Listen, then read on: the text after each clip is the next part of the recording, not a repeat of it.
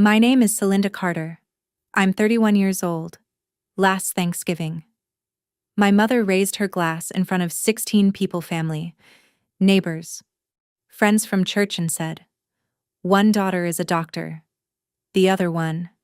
She paused, smiling just enough to invite laughter. "Well, she cleans houses for a living?" The room erupted. People laughed. My sister smirked. My father stared down at his plate like he suddenly found it very interesting. And me? I didn't say a word. I just kept refilling water glasses, clearing plates, moving quietly around the table. Because that's what they expected me to do. What they didn't know, what none of them even thought to imagine, was that 3 weeks later, those same people would be sitting in a ballroom with over 600 guests, watching me walk across a stage to accept an award they wouldn't even know how to pronounce. And the company I founded, the company they never once asked about, has been providing services to their favorite luxury resort for over 2 years now. They just never thought to ask whose name was on the contract. I guess you're curious, aren't you? But take a moment to subscribe, and only if you believe this simple truth: you are more than your family thinks of you.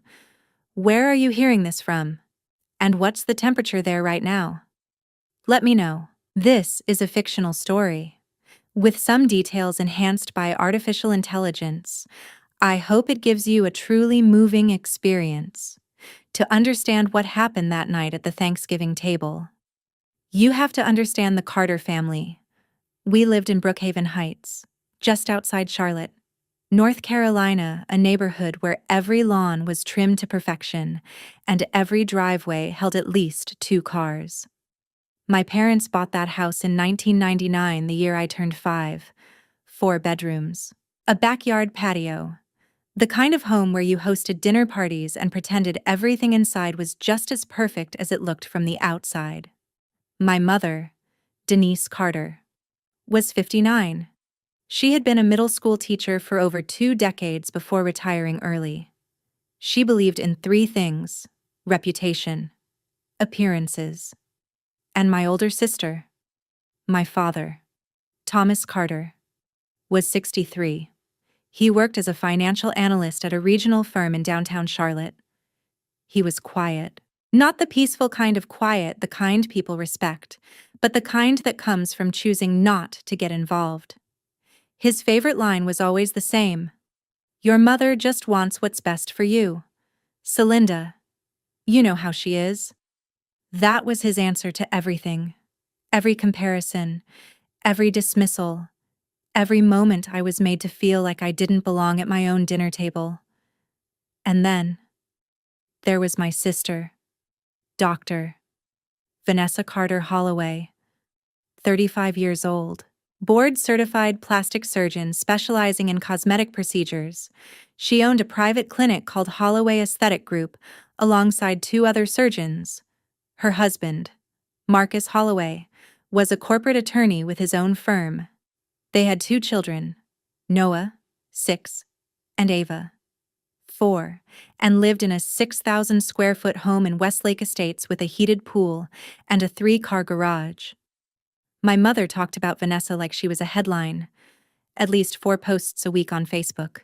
Photos from charity galas, updates about the grandkids, subtle, not so subtle bragging about Vanessa's latest procedures or Marcus's newest business deal. Her bio read, "Proud mother of Dr. Vanessa Carter Holloway." That was it. Just Vanessa. As if she only had 1 daughter. Sometimes, late at night, I would scroll through her profile searching for proof that I existed. In 3 years, I found exactly 1 photo. Easter 2023. I was in the background, slightly blurred, carrying a casserole dish to the table. She didn't even tag me. In my parents' living room, there was a wall. My mother called it the family wall. 12 framed photos arranged in perfect symmetry. Vanessa's wedding, Vanessa's medical school graduation, Vanessa holding Noah for the first time, Vanessa and Marcus at a gala, Vanessa in a red dress, Marcus in a tuxedo. I counted once. She appeared in 11 of those 12 photos. I was in one, my high school graduation, standing between my parents in a cap and gown, smiling a smile that never reached my eyes. That picture sat in the bottom corner, partially hidden behind a decorative plant. Growing up, I was never just Celinda. I was always Vanessa's little sister. Teachers would see my last name and light up. "Oh, are you related to Dr. Carter?" She was incredible. And then, just for a second, their faces would fall when they realized I wasn't going to be incredible in quite the same way. I was a good student, B plus average, honor roll, but not valedictorian. I played volleyball for 2 years, then quit. I joined theater, but never got the lead role. I was fine, average, forgettable, and in a family that worshipped excellence. Forgettable was just another word for failure. When Vanessa graduated from medical school, my parents threw a party for over 70 people. They rented out an entire restaurant downtown. There was live music, catered food, and a speech my mother rehearsed for days. It lasted nearly 15 minutes and left half the room in tears. When I got my medical assistant certification at 22, my mother smiled politely and said, "That's nice. Celinda, can you pass the salad?" No party, no speech, just salad. When Vanessa bought her first house, my parents gave her $40,000 for the down payment. When I moved into my first apartment, a small one-bedroom on the edge of town with peeling paint and a broken mailbox, my mother asked if I really needed to move out. Wouldn't it be cheaper to just stay home and help around the house when Vanessa announced her engagement to Marcus? My mother cried for 20 minutes straight. When I brought home my first serious boyfriend, she asked him what he did for a living, then spent the rest of dinner talking about Marcus and how he had just made partner at his firm. The message was clear. It had always been clear. There was Vanessa, and then there was everyone else. For 5 years, I worked at Holloway Aesthetic Group, Vanessa's clinic. It started as a favor, at least. That's how she described it. I had just gotten certified as a medical assistant. I was 22.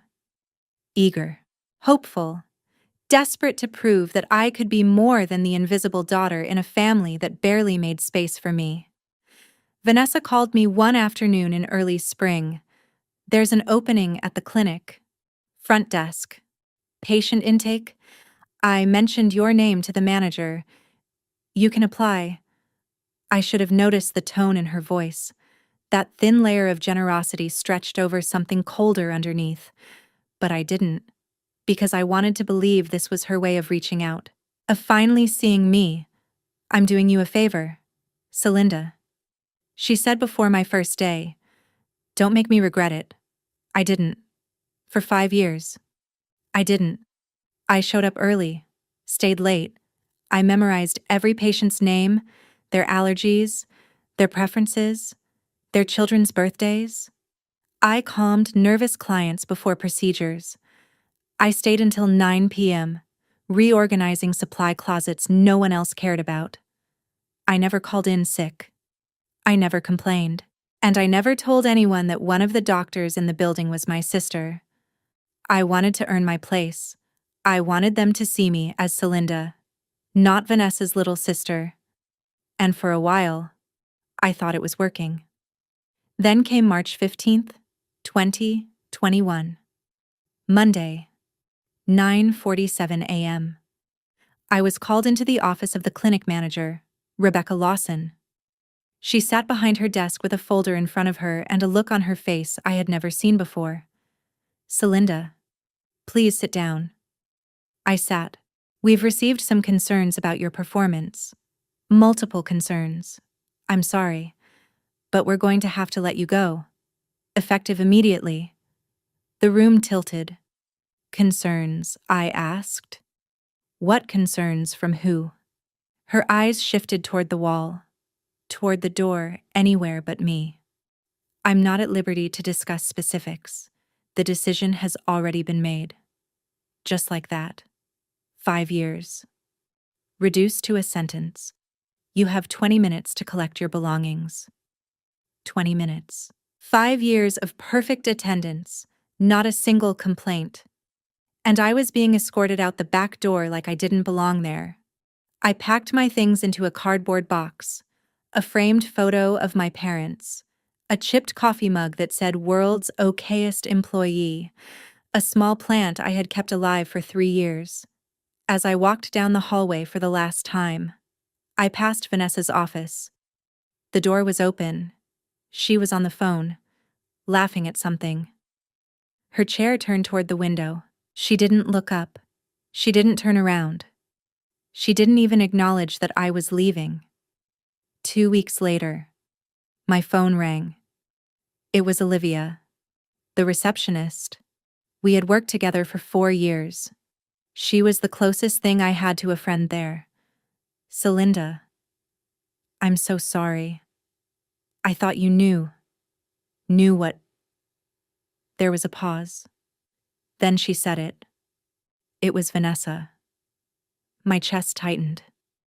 She went to Rebecca. She told her you were a liability, that you made patients uncomfortable, that you had attitude problems and it was hurting the clinic's reputation. I couldn't speak. None of it was true. Olivia's voice dropped to a whisper. Everyone here knows it's not true. But Rebecca wasn't going to argue with a physician, especially not one of the owners. The call lasted just over 10 minutes. I know that because I stared at my phone the entire time, watching the seconds tick by, feeling something inside me slowly harden with each one. After Olivia hung up, I sat in my car in a grocery store parking lot for almost 2 hours. I didn't cry. I didn't scream. I just sat there, hands on the steering wheel, trying to understand how my own sister could do something like that to me. I had $3,200 in debt, no job, no references I could use, and no explanation I could give my parents that wouldn't sound like I was attacking their perfect daughter. So I didn't tell them. I told them I quit. I said I was burned out, that I needed a change, that I was trying to figure things out. My mother sighed like I had just confirmed something she already believed. "Well, I hope you find something soon," she said. "It's embarrassing when people ask what you do." That was it. No questions, no concern, just embarrassment. I did find something, just not in the way anyone expected. That night, I made a phone call, not to my parents, not to friends who would tell me to confront Vanessa or fight back. I called my aunt, Linda Carter, my dad's younger sister. She was 60, twice divorced, and had spent most of her life working as a hairstylist in a small salon called Golden Touch, just outside the city. In my family, she was the example of what not to become. The story my mother used whenever she wanted to remind us what failure looked like. You don't want to end up like your Aunt Linda, do you? But Aunt Linda was the only person who ever asked me how I was doing, and actually meant it. The phone rang 3 times before she answered. "Celinda. Sweetheart. What's wrong?" I told her everything. Getting fired. The phone call. The truth about Vanessa. When I finished. There was silence on the other end. Then she said quietly, "I've been the family disappointment for over 30 years. You want my advice?" I swallowed. "Yeah. Don't give them the satisfaction of watching you fall apart, and don't give them the satisfaction of watching you prove yourself either." I frowned. What does that mean? It means live your life quietly, build something for yourself, and one day, they'll see it. They'll see everything they chose to ignore. That was the moment something changed in me. That was the day I stopped trying to be Vanessa's sister and started becoming someone else entirely, after I lost my job. I still had rent to pay. I had debt, no income, and a family that already believed I was a disappointment. So I did what I had to do. I started cleaning houses. It wasn't glamorous. It wasn't the future I had imagined for myself at 27. But a friend knew someone who needed help. And I needed money. Her name was Mrs. Ellington. She was 74, a widow living alone in a massive house in Westlake Estates. 6 bedrooms. More space than one person could ever need. She paid me $150 per visit. Twice a week. Cash. At first, I just cleaned, scrubbed bathrooms, mopped floors, organized closets. It was simple work. Repetitive, quiet, and strangely, peaceful. No one was watching me. No one was comparing me. No one was judging me. For a few hours at a time, I could just exist. But after a while, I started noticing things. Her house was spotless, but her life wasn't. Bills piled up on the kitchen counter, a garage door that had been broken for months, a fridge full of expired food because she couldn't remember what she had already bought.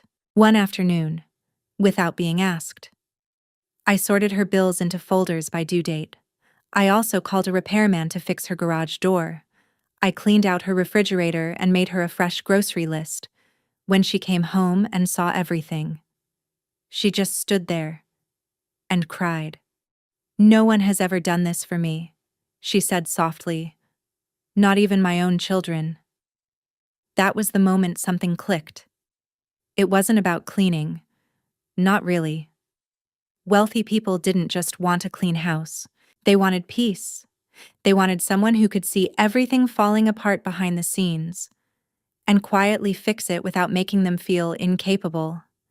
They wanted someone invisible, someone who could solve problems before they even noticed them, someone who could give them control without them having to lift a finger. And I realized I could do that. On September 12th, 2022, I filed the paperwork for a company I called Quiet Haven Concierge. The filing fee was $50. The woman behind the counter looked at the form, then at me. "What exactly does your company do?" she asked. I met her eyes and said, "We make people's lives easier."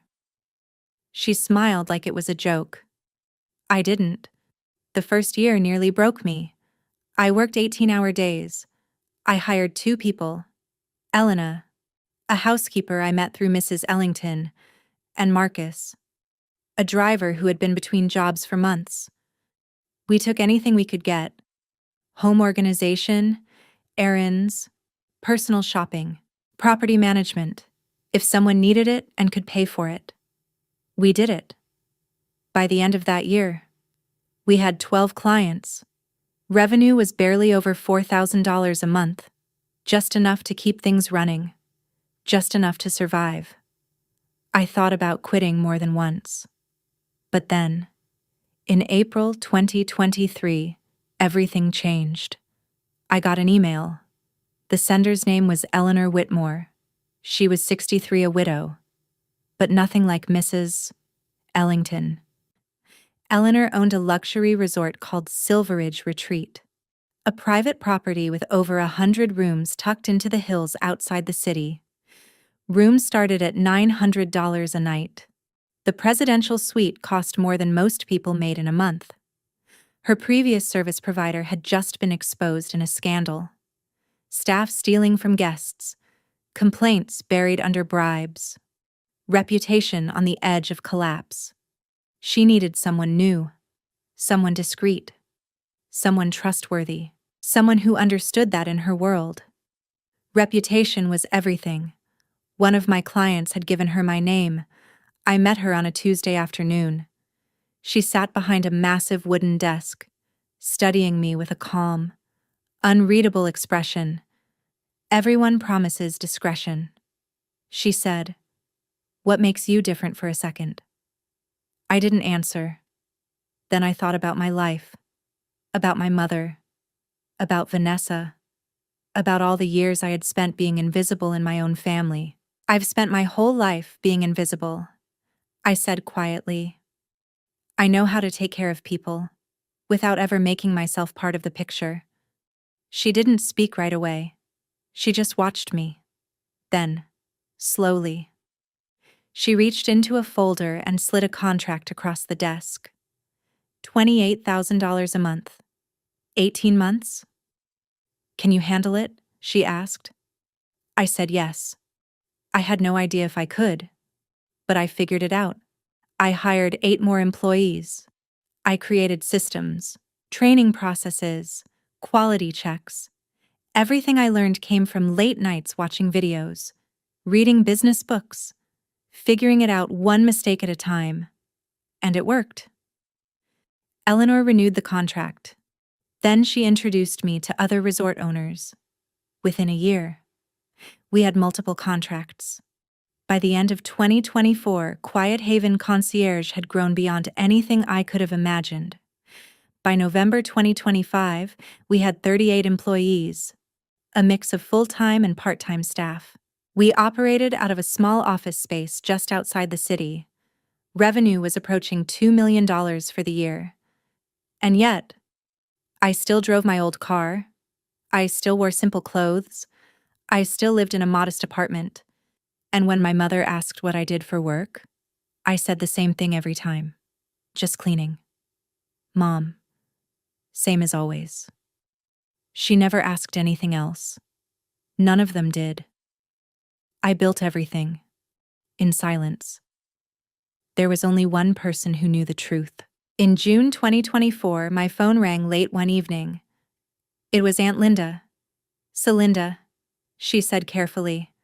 I need to ask you something, and I need you to be honest with me. My stomach tightened. Okay. I had a client in my chair today, she continued. Mrs. Hawthorne. She lives up in Westlake Estates. She spent the entire appointment talking about this concierge company she uses. Aunt Linda continued. Said they're the best she's ever worked with. Discreet. Professional. Life-changing. I felt my chest tighten.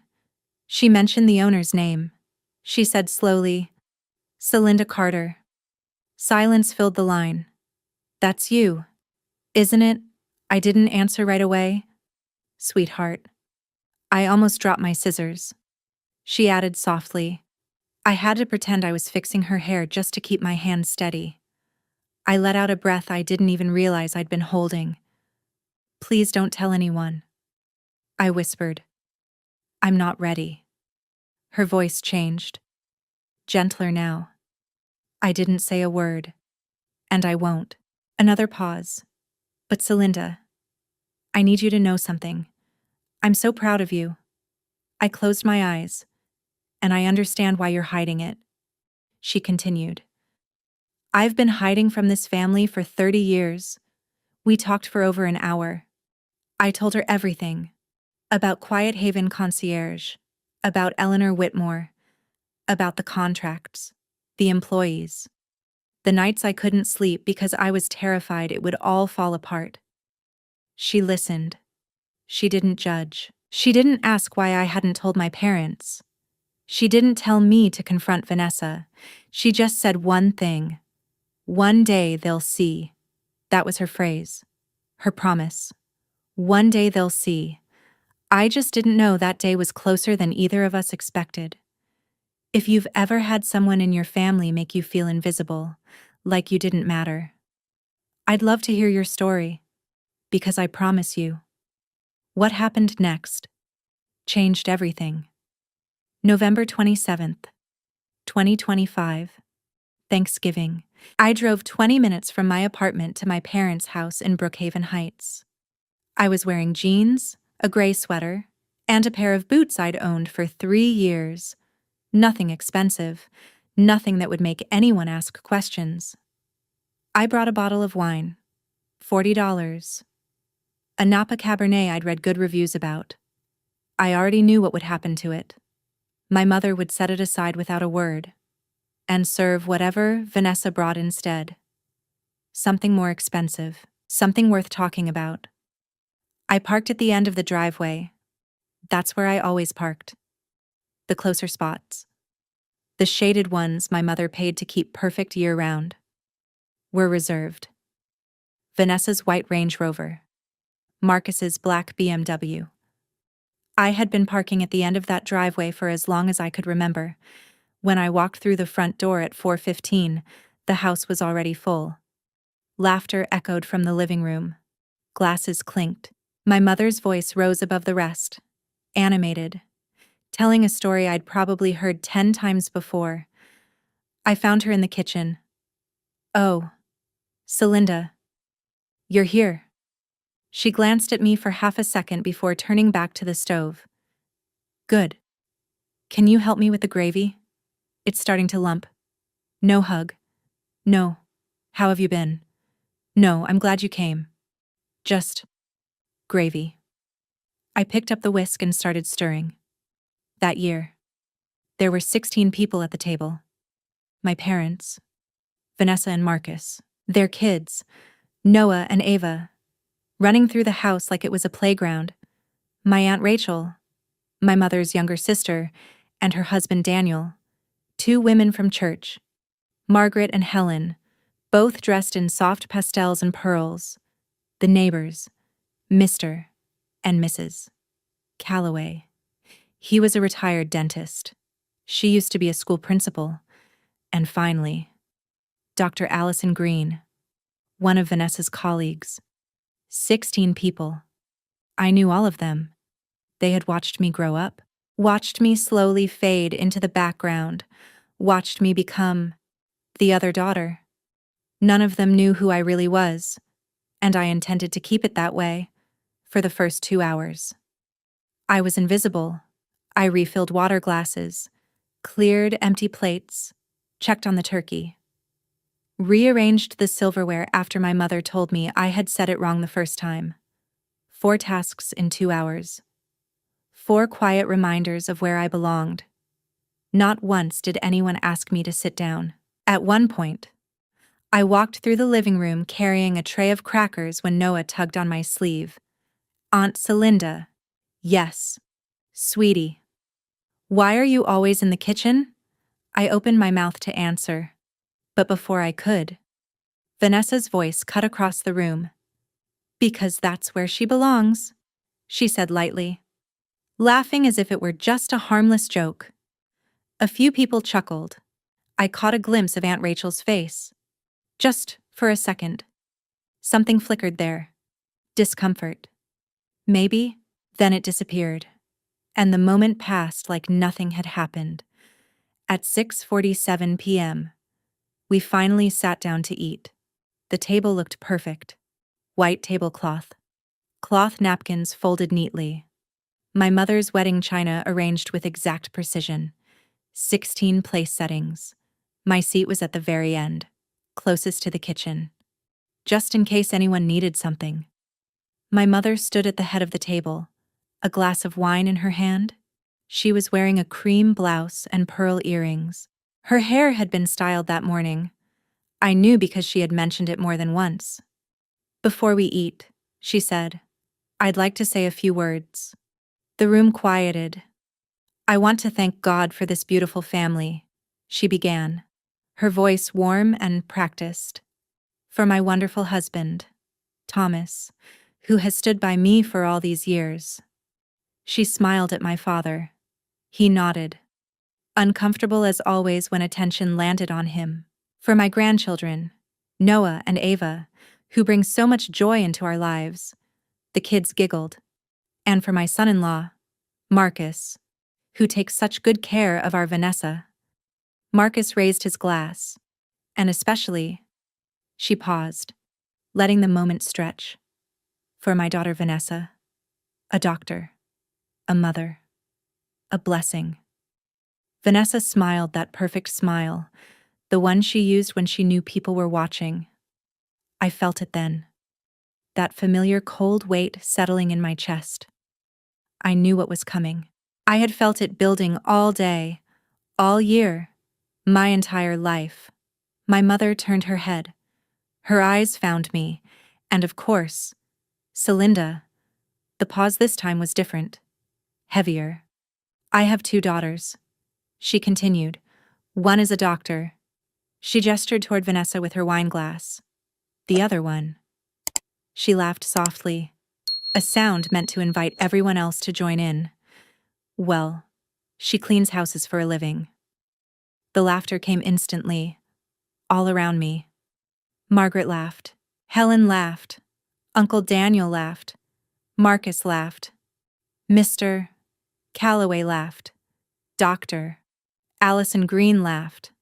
Vanessa laughed the loudest. My father didn't. He stared down at his plate. Mrs. Calloway didn't laugh either. She pressed her lips together and looked away. But everyone else did. 16 people. I counted. 16 people who saw me exactly the way my mother had just described. The help. The lesser daughter. The embarrassment. The room felt smaller. The sound of their laughter pressed in on me from every direction, and then something inside me shifted. I set my glass down, folded my napkin carefully, and stood up. The laughter faded. My mother frowned slightly. Celinda. Is something wrong? I looked straight at her, held her gaze. Mom, I want to thank you. She blinked, confused, for making it very clear, in front of everyone here, exactly where I stand in this family. The room went completely silent. Not the polite kind of silence, the kind that presses in on you. Heavy, unavoidable. I hope one day you remember this moment. I said quietly, because I know I will. I pushed my chair in, picked up my purse, and walked out the front door. I didn't slam it. I didn't need to. If you think what my mother did, publicly humiliating her own daughter and treating her like she didn't matter, was completely justified, then comment support. But if you believe she made a serious mistake, feel free to leave the word mistake below. Sometimes, the hardest part isn't what people say, it's who says it. I'd really like to know where you stand. As mentioned, I left 3 miles away and sat in my car in the parking lot of a pharmacy, looking out the windshield, trying to regulate my breathing. At 7:34 p.m., my phone rang. Aunt Rachel. I almost didn't answer. I thought she was calling to tell me I had overreacted, that I had embarrassed my mother, that I should go back and apologize, but something made me pick up. Celinda. Her voice was shaking. I need to tell you something. I should have told you months ago. I didn't say anything. I forwarded you an email back in August. By accident. She continued. I meant to send it to Vanessa, but I clicked your name instead. When you never replied, I thought maybe you didn't see it, or maybe you just ignored it. I told myself it didn't matter. My grip tightened on the phone. What email? Check your spam folder. The subject line is, what to do about Celinda. My hands went cold. I put the phone on speaker and opened my email. Spam folder. Thousands of unread messages. I typed in the subject line, and there it was. Dated August 8th, 2025. I opened it. It wasn't just one email. It was a thread. Dozens of messages. 18 months of conversations between my mother, my sister, and Aunt Rachel. The first one was from April 2024. Subject line. What to do about Celinda. My mother had written it. I need your advice. Rachel's wedding is coming up in June, and I don't know what to do about Celinda. I don't want her there making small talk with guests. What if someone asks what she does? I can't keep explaining away the embarrassment. My chest tightened. The next reply was from Vanessa. Agreed. She'll probably show up looking like she just came from work anyway. Just tell her it's a small ceremony, family only. She'll believe it. Another reply from Aunt Rachel. Are we sure about this? She is still family. Then my mother again. Sometimes I wish I only had one daughter. Is that terrible to say? I stopped breathing. I read that line again. And again. Sometimes I wish I only had one daughter. My own mother. I kept scrolling. June 2024. The wedding went perfectly. Vanessa wrote, Celinda didn't even question it. She actually believed the small ceremony story. She's so easy to manage. September 2024. Thomas keeps saying we should invite Celinda to Sunday dinners. My mother wrote, I told him it's easier when it's just us and Vanessa's family. Celinda brings down the mood. November 2024. Thanksgiving is coming up. Vanessa wrote, Do we really have to invite her this year? My mother replied, Yes. People will notice if we don't. But don't worry. I'll keep her busy in the kitchen. I kept scrolling. Message after message. A year and a half of conversations. Planning. Discussing me like I was a problem. An inconvenience. Something to manage. Something to hide.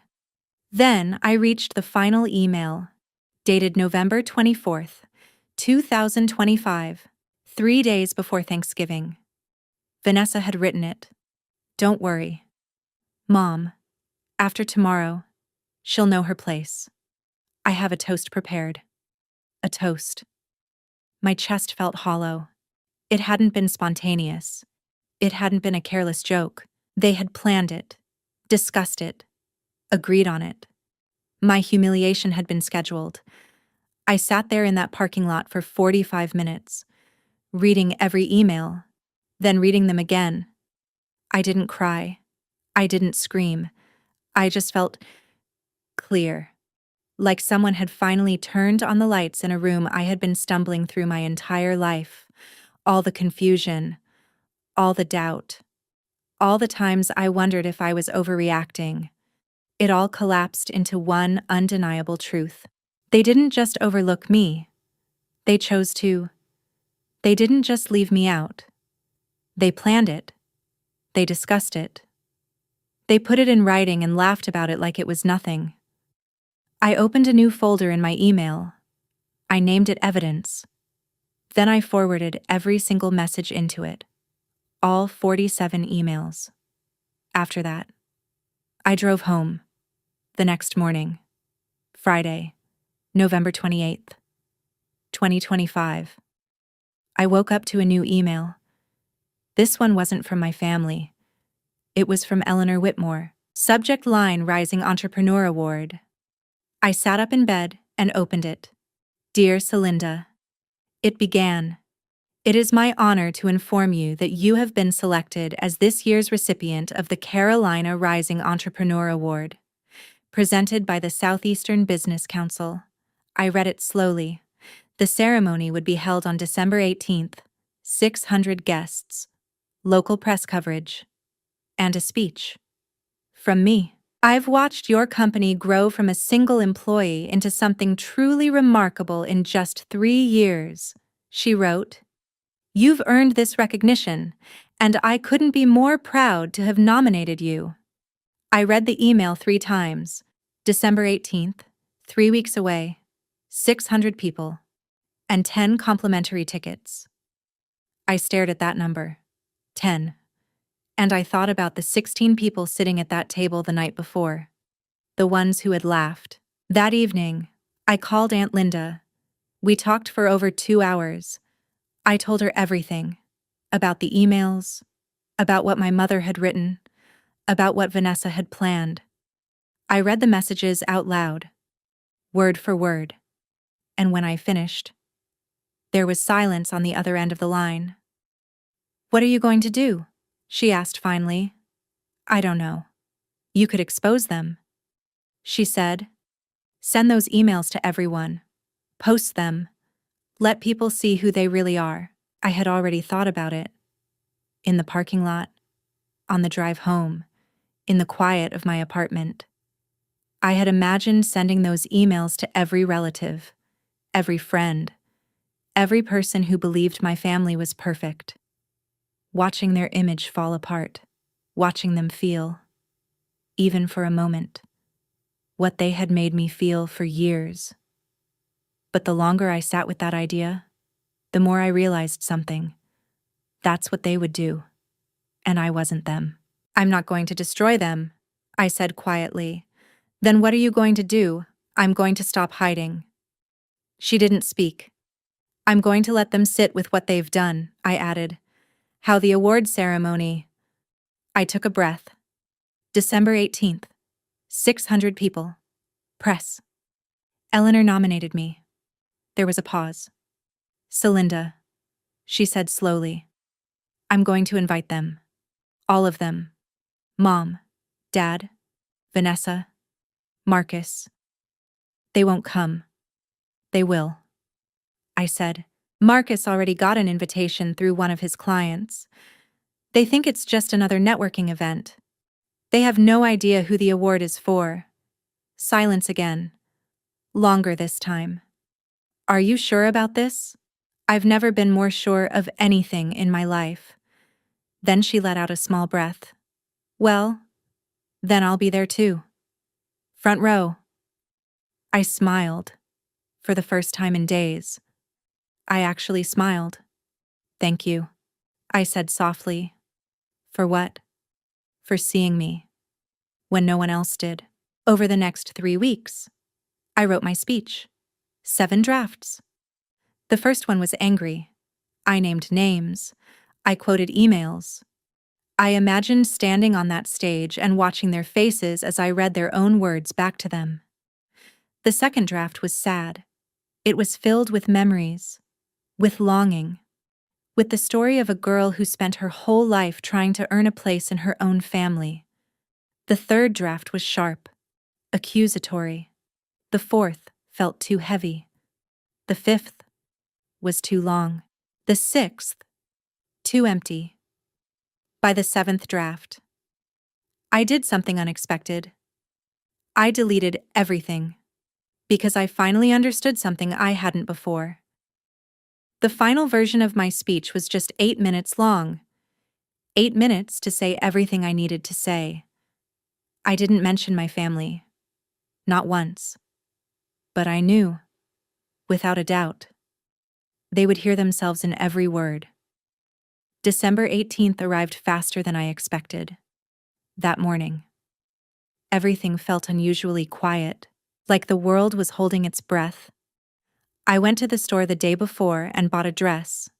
Navy blue, simple, elegant. The kind of dress that didn't demand attention, because it already belonged in the room. When I put it on that evening, I didn't feel like I was pretending anymore. I felt like myself. Aunt Linda came over that morning to help me get ready. She moved around my apartment with a kind of quiet excitement, setting things out, making sure everything was perfect in a way no one had ever done for me before. She styled my hair in soft waves, pinning one side back neatly. When she stepped away, she didn't say anything at first. She just looked at me, really looked at me. You look like a CEO, she said finally. I met her eyes in the mirror. For a second, I saw the girl I used to be. The one who waited for approval. The one who hoped someone would tell her she was enough. Then that image faded. I am a CEO, I said. She smiled, her eyes soft but certain. Yes, you are. At 6:15 p.m., my phone buzzed. A notification from Instagram. I opened it without thinking. Vanessa had posted a photo.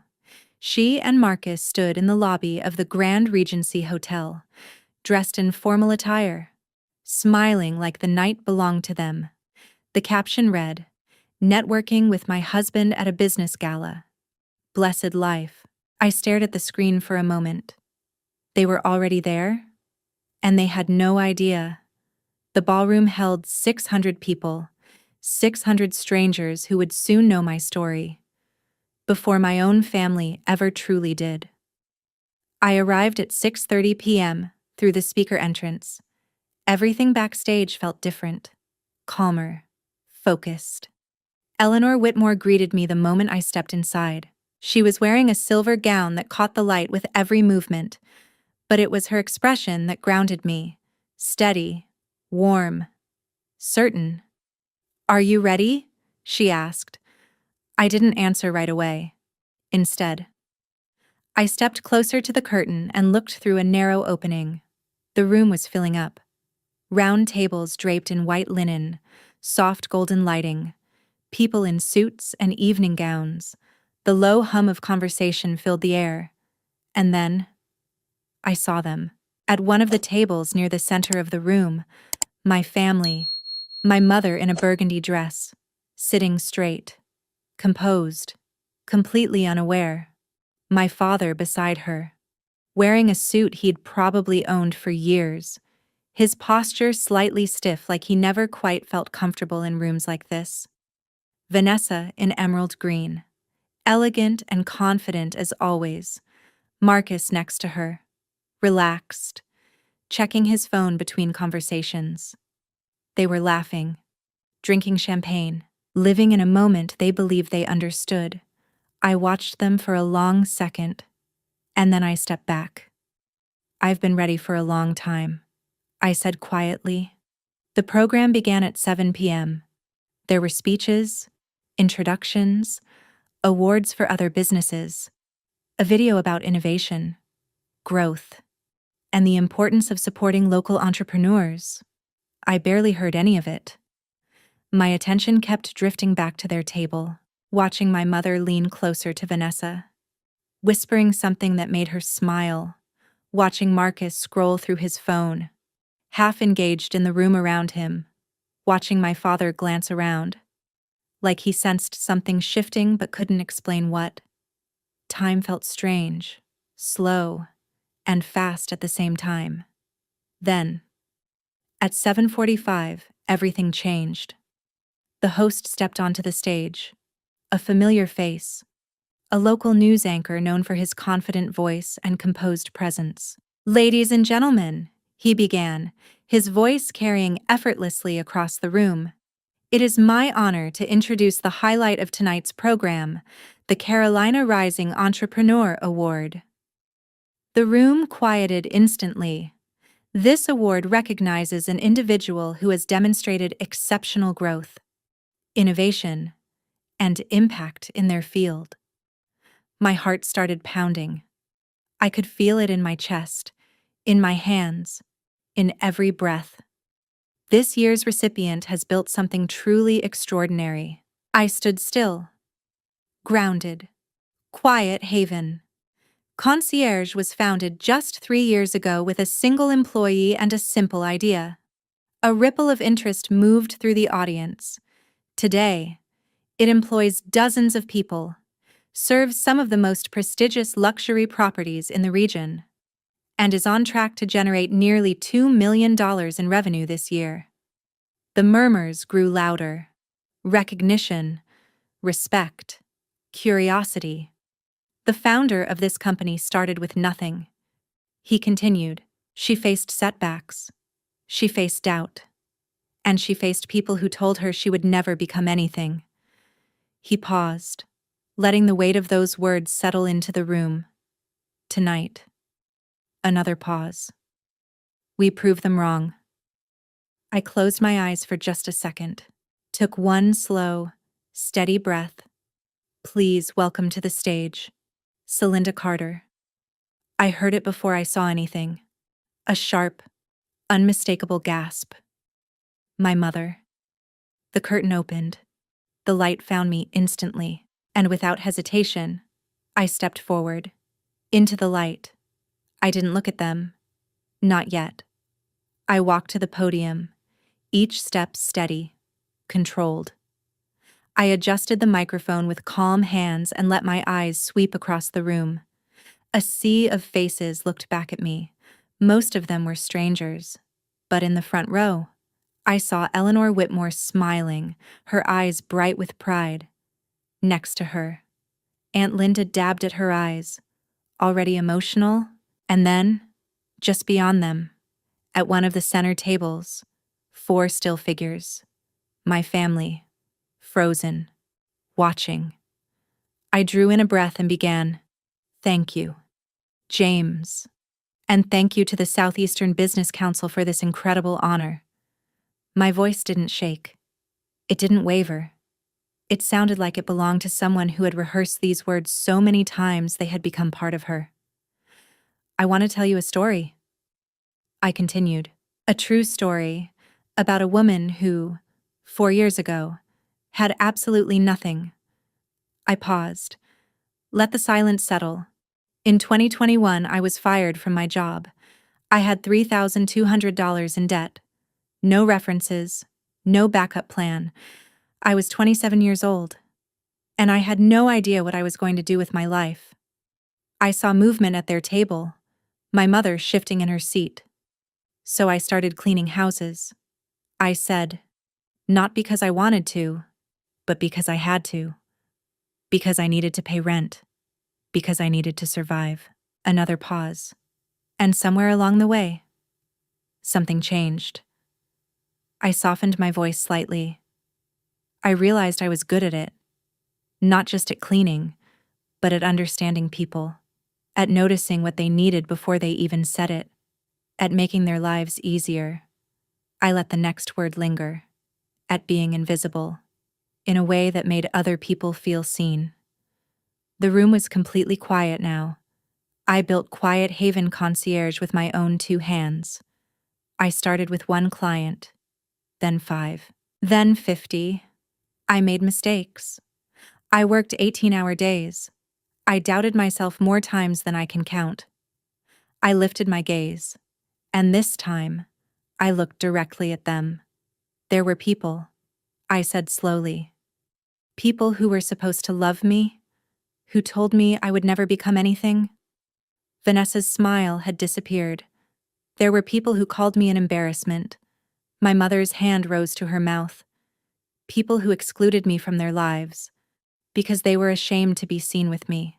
My father closed his eyes. I held that moment. Let it sit. Let it land. And to those people, I said, my voice steady, I want to say thank you. The silence deepened. You gave me the greatest gift anyone could give. I paused again. Just long enough. You gave me a reason to prove you wrong. A breath moved through the room. This award isn't just for me. I continued. It's for every person who has ever been told they weren't enough. For everyone who has been dismissed, overlooked, underestimated. I straightened slightly. For everyone who has been made to feel invisible, by the very people who were supposed to see them the most clearly. I looked out across the room. I see you. My voice softened, but it carried. And I want you to know something. You are not your family's opinion of you. You are not the limitations they place on you. You are not the role they assign to you. I took a slow breath. You are capable of more than they will ever understand, more than they will ever imagine. Another pause. Thank you. For a second. Nothing happened. Then one person started clapping. Then a few more. Then dozens. And then, like a wave breaking, the entire room rose to its feet. 600 people, standing, applauding. The sound filled the room, powerful and overwhelming. For nearly a full minute, I stood there, letting it wash over me. Recognition, validation, everything I had spent my entire life waiting to feel, and finally understanding I never needed their permission to feel it. I glanced once more toward their table. They were still sitting, still frozen. They didn't stand. They couldn't. After the ceremony, the room shifted into a reception. People gathered around me almost immediately. Business owners asking for my contact. Journalists requesting interviews. Strangers shaking my hand like they had known me for years. Eleanor hugged me tightly, her voice full of pride. You did more than win an award tonight, she said. You changed something in that room. But even as I smiled, even as I thanked people and answered questions, part of me stayed focused on one thing, the entrance. Because I knew, sooner or later, they would come. At 8:32 p.m., I saw her, my mother. She was walking toward me alone, Vanessa and Marcus were nowhere in sight. Maybe they stayed behind. Maybe they left early. I didn't know. And for the first time in my life, I realized I didn't need to know.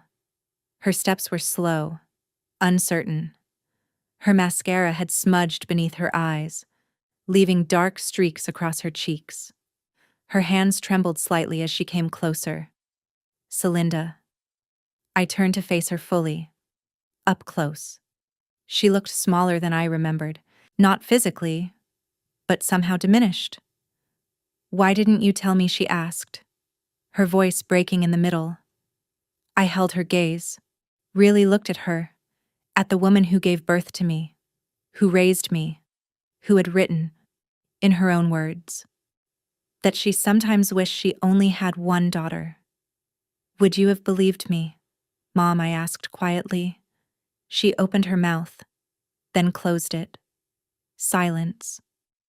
Would you have been proud of me? I continued. Or would you have just found another way to compare me to Vanessa? Her lips trembled. She didn't answer. I nodded slowly. That's what I thought. Tears welled up in her eyes.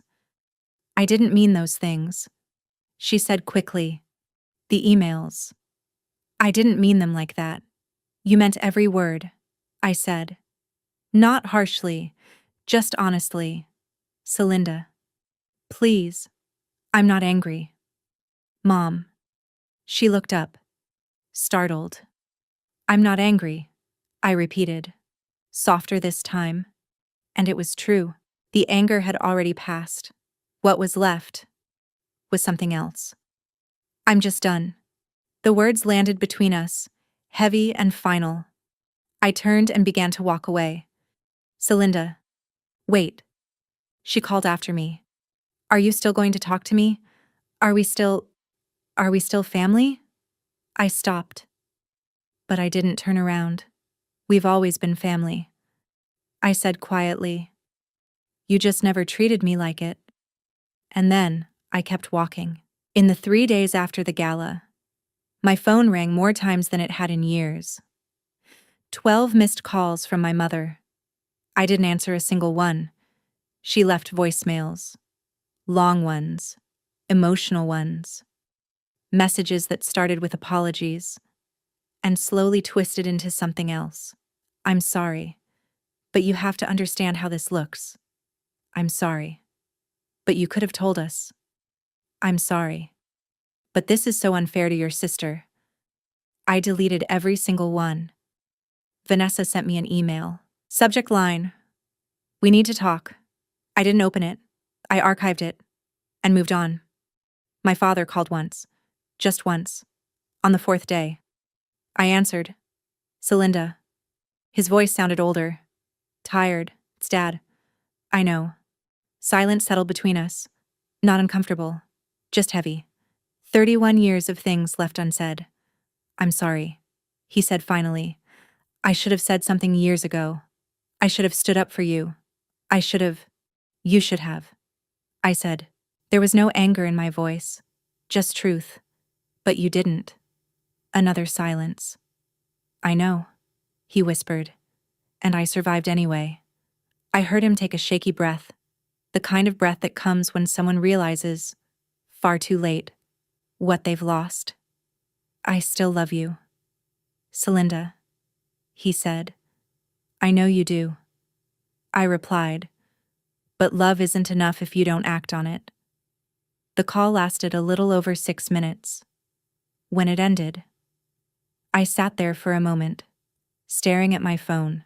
I expected to feel something sharp, anger, bitterness, maybe even satisfaction, but instead, I felt peace. Not because everything was fixed, but because I finally understood something. I didn't need them to change in order for me to move forward. I didn't cut them out of my life completely. I didn't block their numbers or make dramatic declarations about never speaking to them again. That wasn't who I was. But I did something different.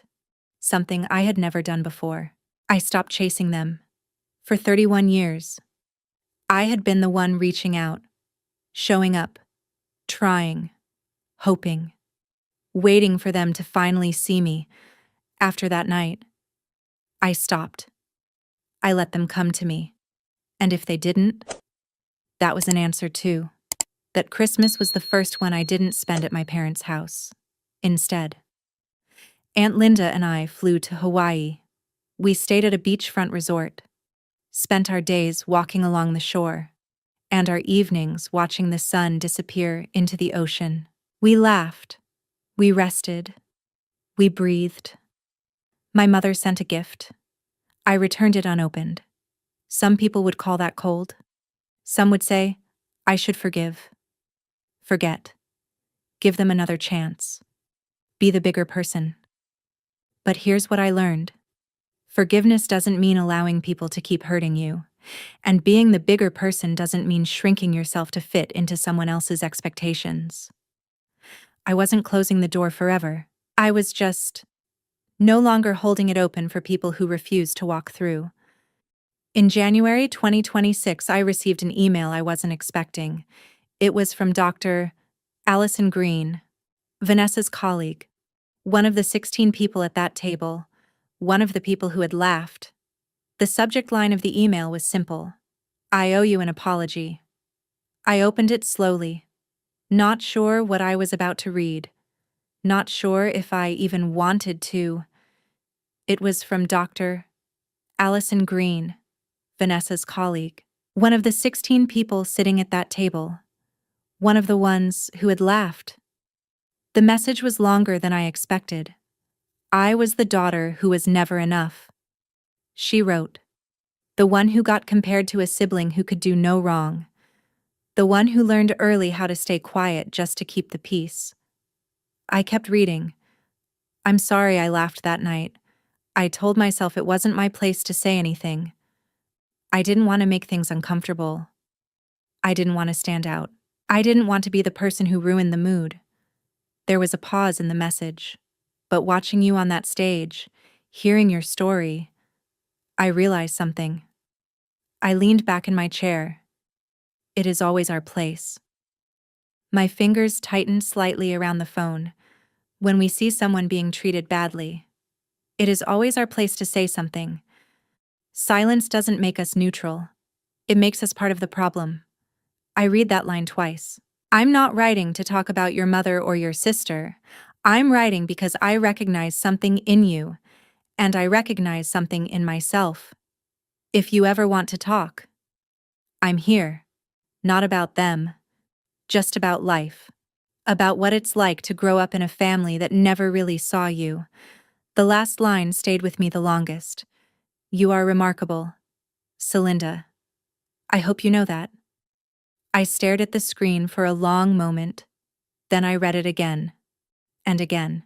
For years, I had trained myself not to expect kindness from people in that room, not to expect understanding, not to expect anyone to step out of line for me. And yet, here it was. Unexpected, uncomfortable, real. I opened a new message and typed one word. Coffee. She replied in less than 5 minutes. Yes. We met the following week at a small cafe just outside the city. It was quiet, warm, the kind of place where no one paid attention to anyone else. She arrived first. When I walked in, she stood up immediately, almost nervously, like she wasn't sure how I would react. Hi, she said softly. Hi.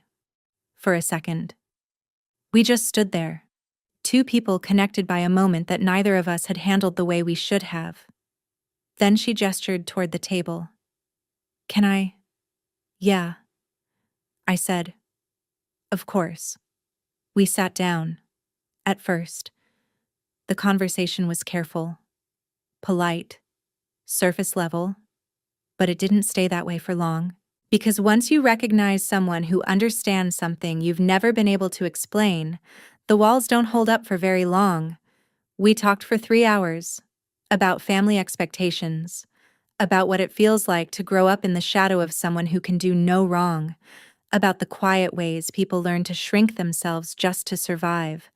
She told me about her childhood, about always being the second best daughter, the one who tried harder but was never quite enough, the one who learned to laugh along because speaking up felt impossible. And I told her mine. Not the version people saw, not the polished one, the real one, the years of trying, the constant comparisons, the feeling of being invisible in your own home. At some point, we both stopped noticing the time, stopped noticing everything except the fact that, for once, we were being understood. By the time we left, something had shifted, not just in that moment, but in the direction of my life. Allison didn't become just someone who apologized. She became someone who stayed, someone who showed up, someone who understood without needing an explanation. And over time, she became one of my closest friends. It's strange, isn't it? If you would make the same choice I did, choosing peace over revenge, choosing self-worth over chasing validation, then write yes, so I know I wasn't wrong. If you would choose differently, write no. And if you're still thinking about it, trying to understand what you would do in that moment, just write time. Because the truth is, this isn't an easy decision. Walking away doesn't feel powerful at first. It feels quiet. It feels uncertain. It feels like you're giving something up. But sometimes, the strongest thing you can do is stop fighting for a place where you were never truly valued. For years, I believed that if I tried harder, loved more, proved myself enough, things would change. But they didn't. And that realization hurts.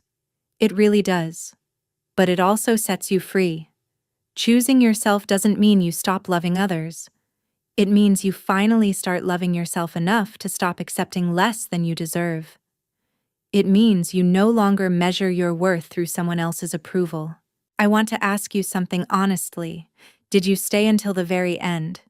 Because if you did, that tells me something about you. It tells me you understand more than just the story. You understand the feeling behind it. And for that, I truly want to say thank you. Looking back on everything, I realized this story was never really about being humiliated at a dinner table, or even about standing on that stage. It was about something much deeper. It was about what happens when the people who are supposed to see you don't. When the people who are supposed to love you make you feel small instead. For years, I thought I had to earn my place. I thought love was something you proved yourself worthy of. I thought if I just tried harder, achieved more, became better, then maybe one day, they would finally look at me the way I wanted them to. But the truth is, love that makes you feel invisible is not something you need to earn, it's something you need to walk away from. What I learned is this: your value does not come from your family's approval. It doesn't come from comparisons, expectations, or labels. It comes from you. From the way you keep going when things fall apart. From the way you rebuild yourself quietly, even when no one is watching. From the strength it takes to choose peace instead of revenge. And if you've ever felt like the other one, the overlooked one, the one who never quite fits the role they expected, you're not alone. There are more people like you than you think.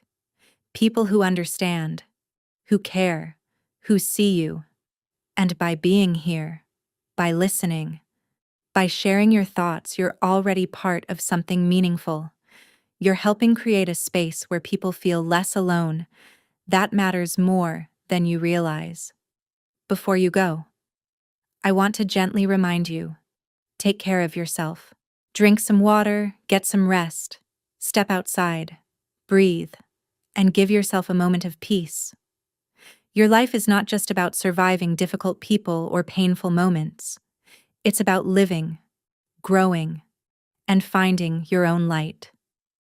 There are still many stories ahead. Stories about healing, about boundaries, about becoming stronger in ways no one expects. And I hope you'll be here for them. If this story touched you in any way, you can support the channel in a simple but powerful way. Subscribe, leave a comment, share your thoughts, or pass this video along to someone who might need it.